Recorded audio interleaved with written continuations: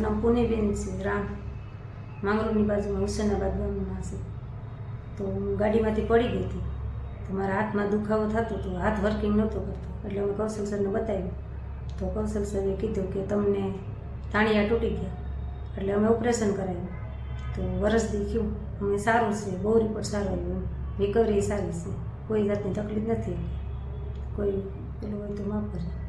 પહેલાં જે મારા હાથનો દુખાવો થતો, હાથ વર્કિંગ નહોતો કરતો, ઊંચાઈટ નહોતો થતો, એ અત્યારે સરસ થઈ ગયું, કંઈ જાતની તકલીફ નથી ને રેડી જ છે બધું.